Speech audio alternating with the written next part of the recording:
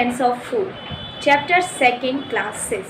Let's we start. The name of this chapter is Components of food. Okay.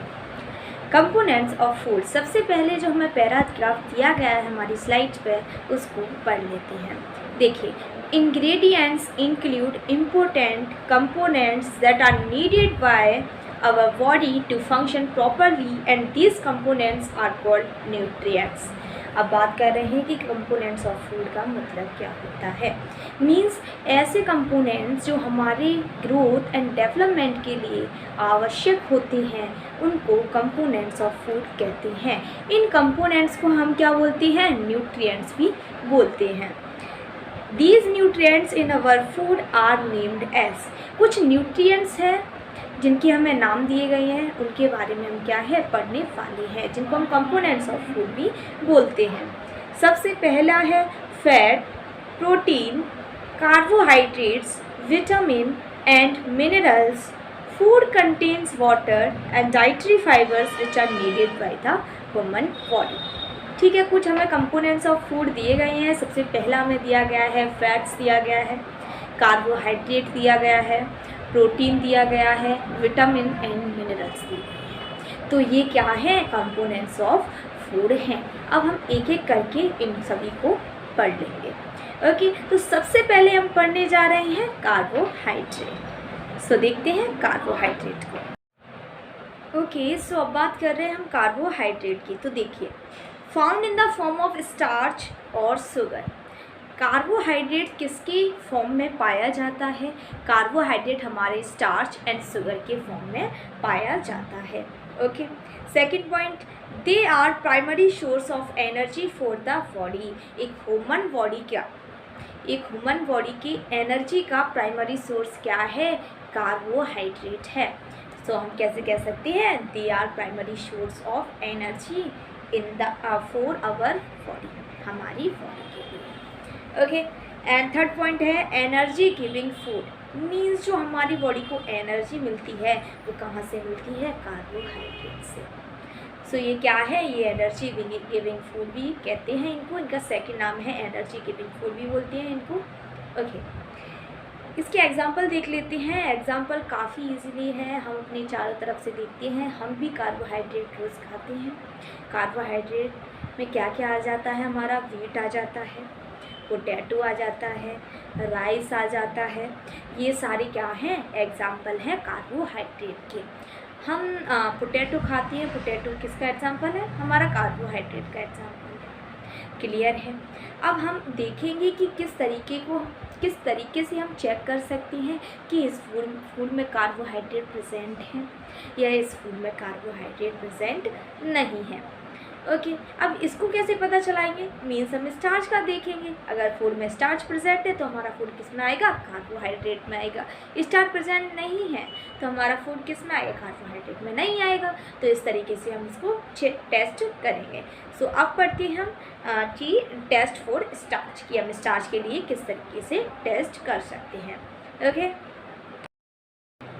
तो सबसे पहले हम test of for starch. इसके लिए सबसे पहले हम लेंगे take a small quantity of any food item. हमने कोई भी रैंडमली हमने क्या ले लिया? एक फूड आइटम ले लिया. ठीक है, हमने मान लो पोटैटो ले लिया. हमने पढ़ा था कि एग्जाम्पल इसका क्या है? पोटैटो एक एग्जाम्पल है कार्बोहाइड्रेट का जिसमें स्टार्च होता है. चलो अब इसको टेस्ट करते हैं कि स्टार्च इसमें प्रेजेंट है या नहीं है. तो हमने पोटैटो ले लिया. ठीक है, पोटैटो ले लिया. Put 2 or 3 drops of diluted iodine solution on it. हमने पोटैटो को कट किया, उसका एक पीस हमने लिया, उस पर अब 2 या 3 ड्रॉप्स क्या डाल देंगे? आयोडीन सॉल्यूशन डाल देंगे. Okay, if the food item turns a blue black colour it means that it contains starch. यदि उस पोटैटो जो हमने काटा था जिसमें हमने 2-3 ड्रॉप्स क्या है आयोडीन की डाली थी, अगर उसका कलर ब्लू ब्लैक हो जाए तो हम क्या बोलेंगे कि इसमें कार्बोहाइड्रेट मीन्स इसमें स्टार्च प्रेजेंट है और ये किस कैटेगरी में आता है? कार्बोहाइड्रेट कैटेगरी में आता है. If the food turns a blue black colour it means that it contain starch. यदि वो ब्लू और ब्लैक हो जाता है तो हम कह सकते हैं कि इसमें स्टार्च प्रेजेंट है. ओके, तो इस तरीके से हम टेस्ट कर सकते हैं कि ये इसमें स्टार्च प्रेजेंट है या नहीं। अब हम पढ़ेंगे सेकंड कंपोनेंट्स ऑफ फूड, जिसको हम प्रोटीन भी बोलते हैं। प्रोटीन का नाम सबने सुना होगा कि इस भोजन से हमें प्रोटीन मिलती है, इससे प्रोटीन मिलती है। प्रोटीन हमारी बॉडी के लिए काफ़ी इम्पोर्टेंट है। तो आज इसी प्रोटीन के बारे में हम पढ़ेंगे। ठीक है, तो स्टार्ट करते हैं। देखिए, they help in the proper functionings of organs. Protein क्या होती हैं? हमारी बॉडी में जो ऑर्गन्स होती हैं उनके प्रॉपर फंक्शन के लिए क्या प्रोटीन इम्पोर्टेंट होती है, मीन्स काफ़ी महत्वपूर्ण या आवश्यक होती है protein. Okay, growth and repair of our body tissues. जब भी हमारी बॉडी टिश्यूज़ को ग्रोथ या उनका रिपेयरमेंट करना होता है, उनकी रिपेयर में हेल्प होती है, वो किसके द्वारा होती है? प्रोटीन्स के द्वारा होती है। मीन्स प्रोटीन हमारी ग्रोथ और हमारी बॉडी के रिपेयर में हेल्प करती है।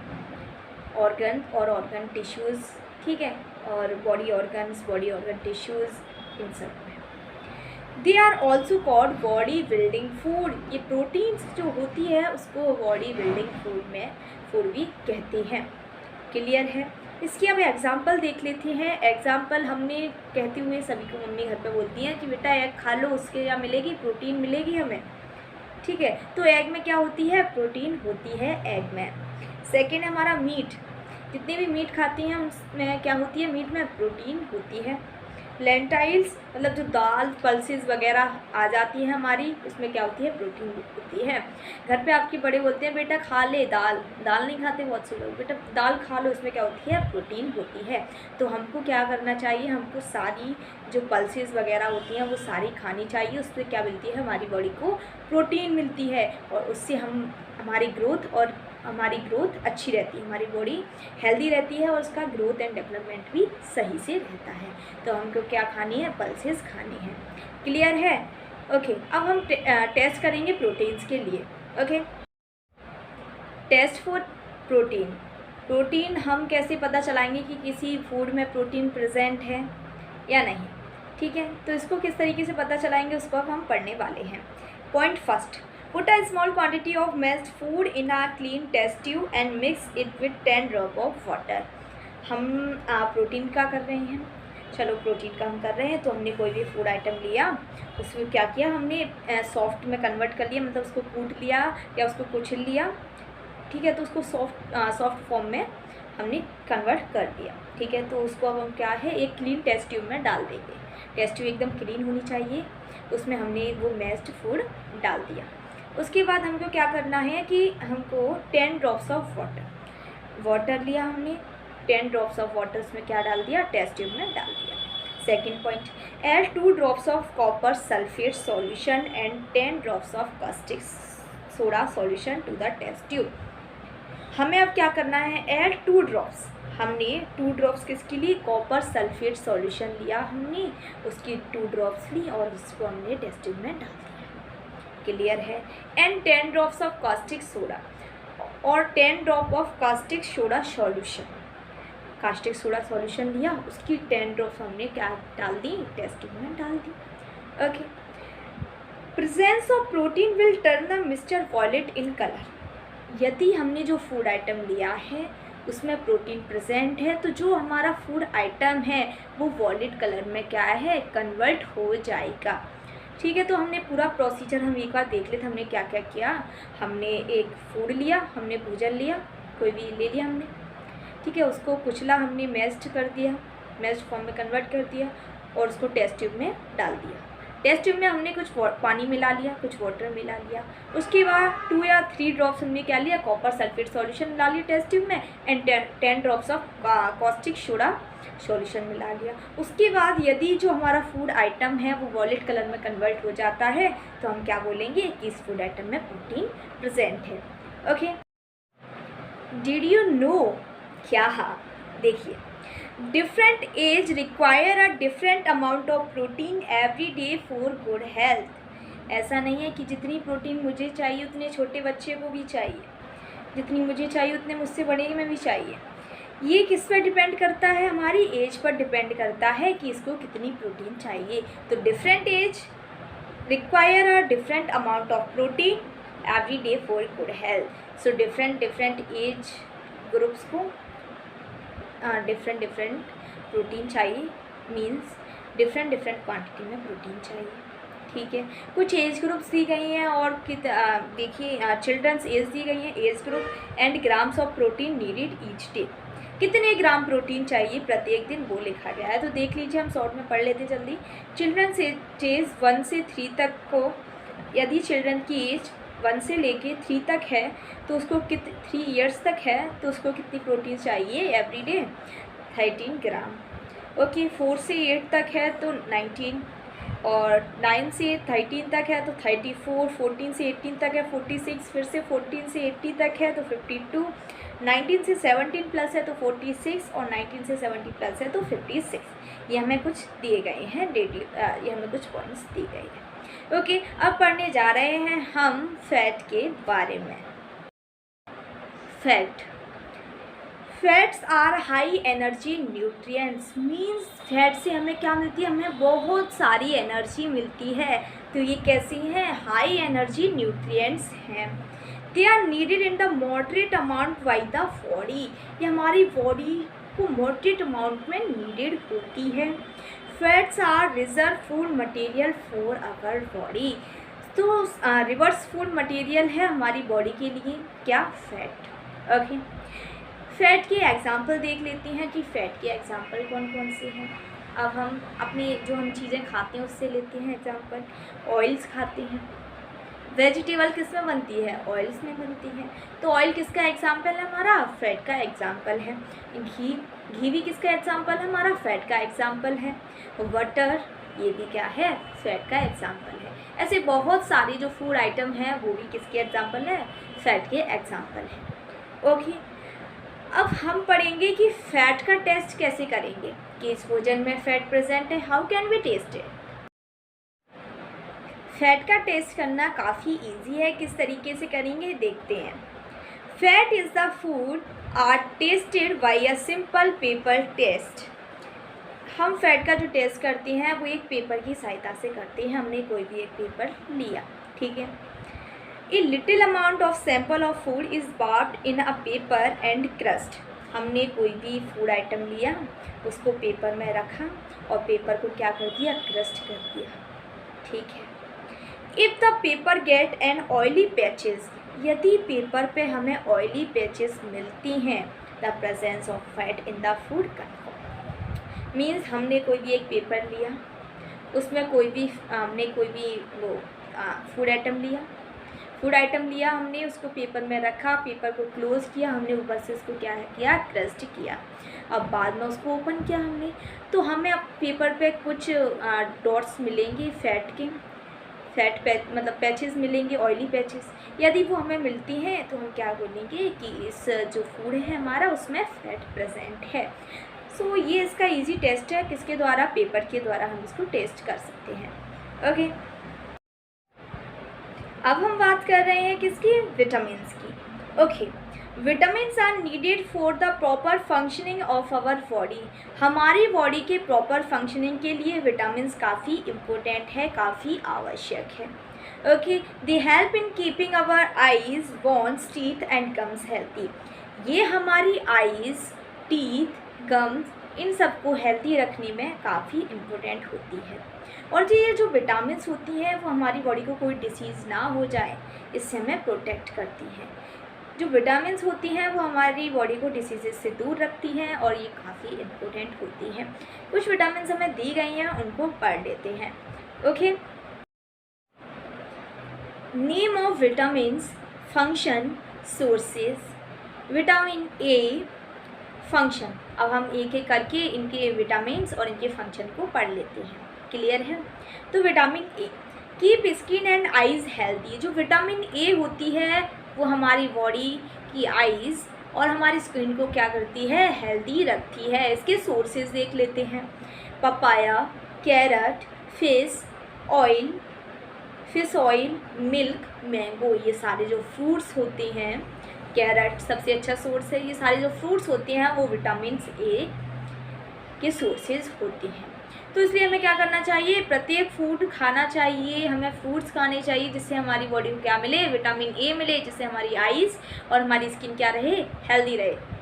क्लियर है। विटामिन सी के बारे में बात करते हैं। इम्प्रूव इम्यूनिटी मीन्स हमारी रोग प्रतिरोधक क्षमता को इम्प्रूव करती हैं, हमारी इम्यूनिटी स्ट्रॉन्ग करती है, हमारी बॉडी को अंदर से स्ट्रॉन्ग करती हैं, जिससे हमारी बॉडी को कोई डिसीजेस ना हो। डिसीजेस से लड़ने के लिए हमारे अंदर क्या हो सकती हो, जिससे हमारी बॉडी को कोई भी डिसीजेस ना हो। इसलिए विटामिन सी लेना काफ़ी इम्पोर्टेंट है, जो हमारी इम्यूनिटी को क्या करता है, इम्प्रूव करता है। इसके सोर्सेज देख लेते हैं। जितने भी खट्टे पदार्थ होते हैं वो क्या होती हैं, सोर्सेज ऑफ विटामिन सी होती हैं। कुछ नेम दिए गए हैं, पढ़ लेते हैं।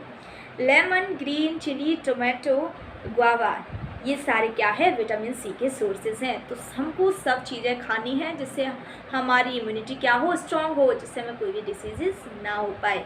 ओके।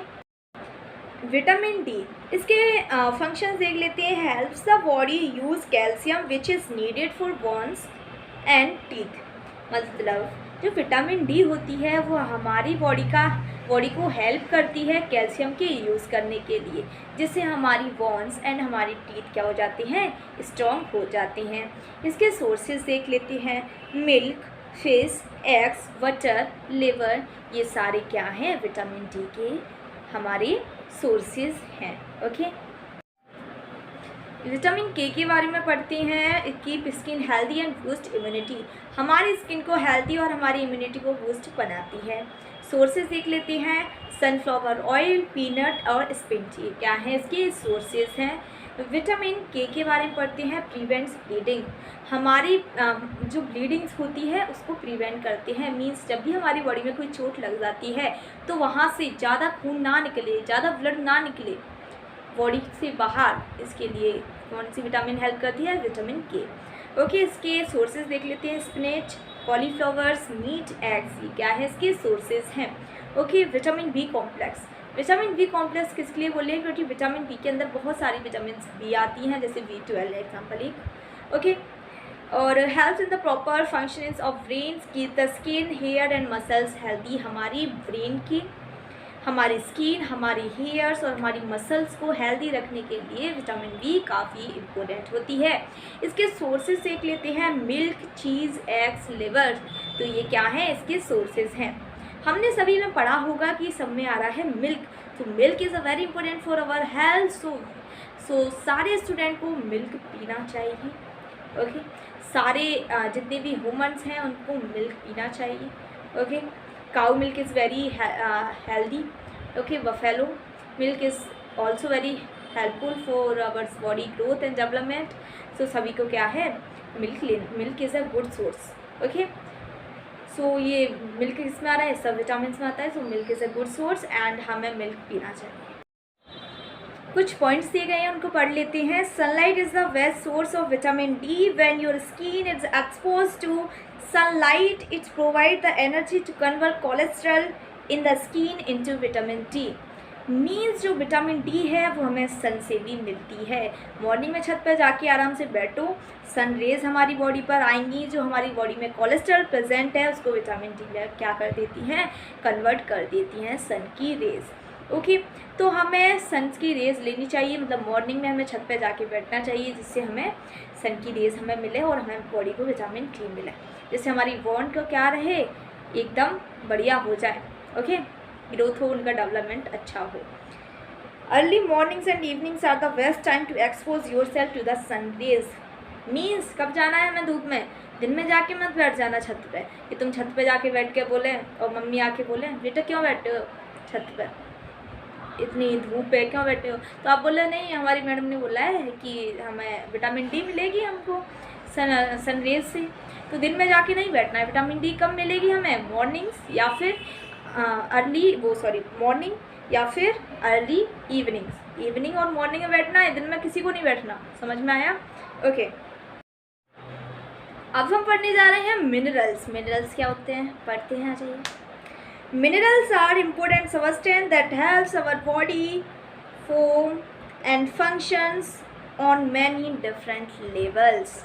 मतलब minerals are important substance, mineral ऐसे इम्पोर्टेंट सब्सटेंस हैं जो हमारी बॉडी की हेल्प करते हैं, किसमें, फंक्शंस में। Okay. At different levels. Second, essential for metabolic function including growth and organ functioning. हमारी बॉडी की मेटाबॉलिक फंक्शन के लिए एंड हमारी ग्रोथ एंड ऑर्गन के फंक्शनिंग के लिए मिनरल्स काफ़ी इम्पोर्टेंट हैं। क्लियर है? Okay, important minerals required for our body are, कुछ मिनरल्स के नाम दिए गए हैं जो हमारी बॉडी के लिए काफ़ी इम्पोर्टेंट है। That is sodium, potassium, calcium, zinc, iron, phosphorus. ये कुछ मिनरल्स दिए गए हैं जो हमारी बॉडी के लिए काफ़ी इम्पोर्टेंट हैं। Okay, dietary fibres and roughage क्या होते हैं, पढ़ लेते हैं। These help in the proper digestion of food. Whole grains, pulses and vegetables are the major sources of dietary fibers. Dietary fibre का मतलब क्या होता है? These help in the proper digestion of food. जो डाइटरी फाइबर्स होते हैं वो हमारी फूड के प्रॉपर डाइजेशन में हेल्प करते हैं। Whole grains, pulses and vegetables are the major sources of dietary fibres. Grains, pulses ये एंड वेजिटेबल्स ये क्या हैं? मेजर सोर्सेस हैं किसके? डाइटरी फाइबर्स के। इसके बाद हम बात कर रहे हैं सबसे इम्पोर्टेंट चीज़ क्या है? वाटर, जो सब पीते हैं। कोई है जो पानी नहीं पीता? सभी पानी पीते हैं। तो वाटर के बारे में तो आपको जनरली सारी बातें पता होंगी, फिर भी हम इस पैराग्राफ के अकॉर्डिंग कुछ बातों को जान लेते हैं। Okay, water help in our body to observe nutrients from food. It also help in throwing out some waste from the body as urine and sweat. मतलब जो वाटर होता है वो हमारे लिए काफ़ी इम्पोर्टेंट होता है। ये कुछ हमारी बॉडी के अंदर जो वेस्ट होते हैं, वेस्ट मटेरियल्स होती हैं, उनको बाहर निकालने में भी वाटर हमारी हेल्प करता है। किसके फॉर्म में? जैसे यूरिन के फॉर्म में हमारी क्या निकलते हैं? बॉडी के वेस्ट बाहर होते हैं। स्वीट मतलब जो पसीना, वो भी एक फॉर्म है वाटर का, जिसके द्वारा हमारी बॉडी के जो वेस्ट मटेरियल्स होते हैं वो क्या निकल जाते हैं? बाहर निकल जाते हैं। Normally we get most of the water that our body needs from liquid we drink. हमारी बॉडी वाटर को कैसे लेती है देख लीजिए। मतलब मोस्टली तो हम पानी पीते हैं, वहाँ से बॉडी को क्या मिलता है? वाटर मिलता है। और मोस्टली कहाँ से? और मोस्टली चीज़ों से भी वो लेते हैं, जैसे such as water, milk and tea. In addition we add water to most cook foods. हम खाना बनाते समय वाटर पानी डालते हैं, तो वहाँ से हमारी बॉडी वाटर लेती है। मिल्क में भी थोड़ा सा वाटर प्रेजेंट होता है, वहाँ से हमारी बॉडी वाटर लेती है। तो ये सारे सोर्सेज है जहाँ से हमारी बॉडी क्या लेती है? वाटर लेती है। तो water is a very important for our body. इसीलिए हमको बहुत ज़्यादा पानी पीना चाहिए, जिससे हमारी बॉडी हेल्दी रहती है। और एक और बात, पानी पीते हैं तो ज़्यादा सुंदर हो जाते हैं, इसलिए सबसे ज़्यादा क्या है? वाटर पीना चाहिए। क्लियर है? सुंदर होना है बच्चों, ठीक है। रोल ऑफ न्यूट्रिएंट्स दिए गए हैं, ये सारे मैं आपको पढ़ा चुकी हूँ, आपको एक बार इनको स्टडी करना है। ये इसमें से क्या है? मेन इंपॉर्टेंट पॉइंट्स हैं, ठीक है। इनको भूलना नहीं है, इनको याद रखना है। ओके, आगे बढ़ते हैं।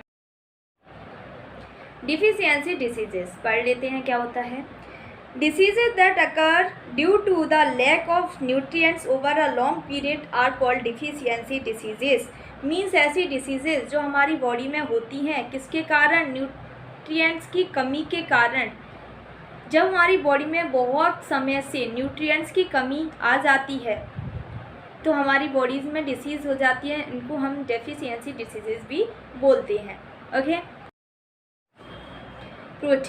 प्रोटीन की कमी के कारण कौन कौन सी डिसीजेस होती हैं, इनको पढ़ लेते हैं। जब भी हमारी फूड आइटम में, जो हम फूड खाते हैं उसमें प्रोटीन की कमी हो, हमारी बॉडी में प्रोटीन की कमी हो बहुत लंबे समय से, तो हमारी बॉडी में कुछ डिसीजेस आ जाती हैं। जैसे कि इसमें डिसीजेस दी गई हैं: stunted growth, swelling of face, discolouration of hair, skin diseases and diarrhoea. ये सारी हमारी डिसीजेस हो जाती हैं किसकी वजह से? प्रोटीन की कमी की वजह से। ओके,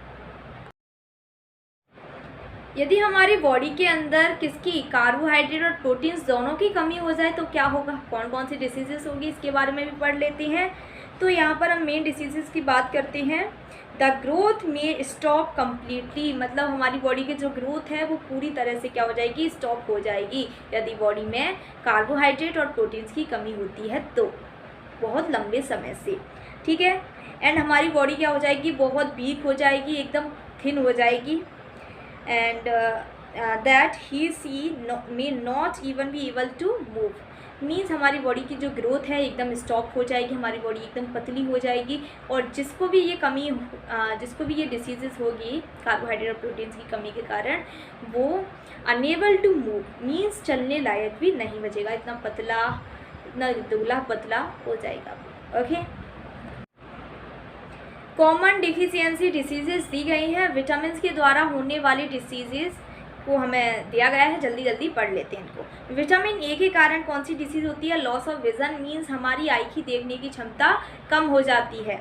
ओके, इसके सिम्पटम देख लेते हैं। Poor vision specially at night, night को हमारी आइज़ कमजोर, मतलब हमारी आइज़ के द्वारा दिखेगा नहीं। किसकी कमी के द्वारा होता है? विटामिन ए की कमी के द्वारा होता है। सेकंड देख लेते हैं, विटामिन B1 की कमी से क्या होता है? विटामिन बी की कमी से एक वेरी नाम का रोग होता है, वो हो जाता है। इसमें क्या होता है? Week muscles and little energy, जो हमारी बॉडी की जो मसल्स हैं वो वीक हो जाती है और हमारी बॉडी के अंदर बहुत कम एनर्जी होती है। ठीक है, विटामिन सी की बात करते हैं। स्कर्वी रोग हो जाता है इसकी कमी के कारण। इसमें क्या होता है? Bleeding, gums, wounds take too long to heal, मतलब हमारे जो दांतों की मसूड़े हैं वहाँ से क्या है? ब्लीडिंग होती है। ओके, और जो हमारी बॉडी में कोई भी घाव हो जाए तो उसको भरने में क्या है? बहुत टाइम लगेगा। ये किसके द्वारा होता है? विटामिन सी की कमी के कारण। विटामिन डी की कमी से हमें होता है रिकेट्स नाम का एक रोग, जिससे क्या होता है? हमारी बोन्स काफ़ी सॉफ्ट हो जाती हैं एंड ये क्या है? ईजिली बेंड हो जाती है और इनके टूटने के चांस भी रहते हैं। ओके, और कैल्शियम की कमी के कारण क्या होता है? Bone and tooth decay means हमारी वॉन और टूथ में क्या हो जाते हैं? डिके, छेद वगैरह। ठीक है, ये सब। And weak bones increase tooth decay, bones weak हो जाती है और इंक्रीज टूथ डिके, किसके द्वारा? कैल्शियम के द्वारा। क्लियर है? आयोडीन की कमी से क्या हो जाता है? गॉइटर नाम का रोग हो जाता है। स्वेलिन थायराइड ग्लैंड मीन्स यहाँ पर स्वेलिन हो जाती है गले के साइड, यहाँ पर थायराइड ग्लैंड प्रेजेंट होती है इसीलिए। And mental disability in children, और जो चिल्ड्रंस होते हैं उनमें मेंटल डिसेबिलिटी आ जाती है। ओके, आयरन की कमी के कारण हमें होता है एनीमिया नाम का रोग, जिससे फैटिग मीन्स हमारी बॉडी के अंदर क्या हो जाती है? वीकनेस हो जाती है। क्लियर है?